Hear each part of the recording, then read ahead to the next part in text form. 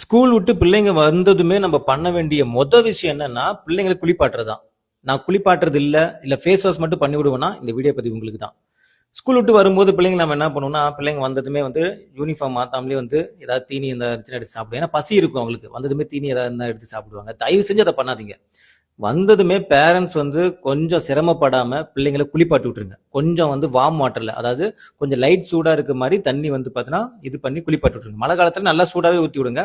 வெய்ய காலத்துல கொஞ்சம் லைட் சூடா இருக்கிற மாதிரி ஊத்தி குளிப்பாட்டி விட்டுருங்க. சோப் போட்டு நல்லா குளிப்பாட்டி விட்டுருங்க. எதுக்காக அப்படின்னா, ஸ்கூல்ல வந்து பாத்தீங்கன்னா பிள்ளைங்க வந்து பக்கத்துல உட்காந்துருப்பாங்க, தொட்டு பேசுவாங்க, ஓகேங்களா, பாத்ரூம் போவாங்க.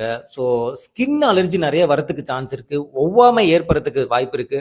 ஒரு குழந்தைக்கு ஒரு கோல்டோ காய்ச்சலோ இருந்துச்சுன்னா அது அப்படியே அஃபெக்ட் ஆகிறதுக்கு வாய்ப்பு இருக்கு. அவங்க வீட்டுக்கு வந்ததுக்கு அப்புறம் வீட்டுல இருக்கிற பெரியவங்களுக்குமே வர்றதுக்கான வாய்ப்பு இருக்கு. ஓகேங்களா. ஸோ அந்த கிருமி தூசி, ஓகேங்களா, அப்புறம் வந்து வேர்வை, இது எல்லாமே போய் அவங்க ஆரோக்கியமா பிளஸ் வந்து பாத்தீங்கன்னா கொஞ்சம் வந்து புத்துணர்ச்சியா இருக்கணும் அப்படின்னா வந்ததுமே குளிப்பாட்டிருங்க.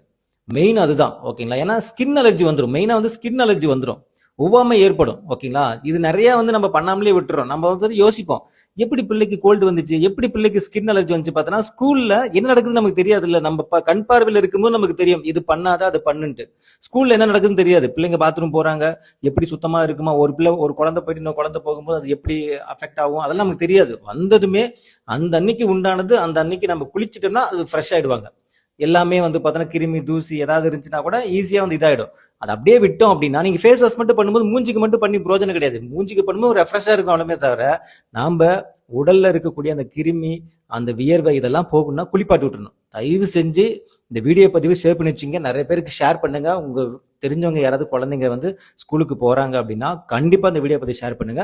இது நிறைய பேர் வந்து அசால்ட்டா செய்யாமலே விட்டுறோம். நானுமே ஆரம்பத்தில் அப்படி விட்டேன்னா அதுக்கப்புறம் தான் வந்து கொஞ்சம் புத்தி வந்து இந்த விஷயத்தை நான் வந்து பண்ண ஆரம்பிச்சேன். ஸோ நீங்களும் அதை ஃபாலோ பண்ணுங்க. ஓகேங்களா. மிக்க நன்றி.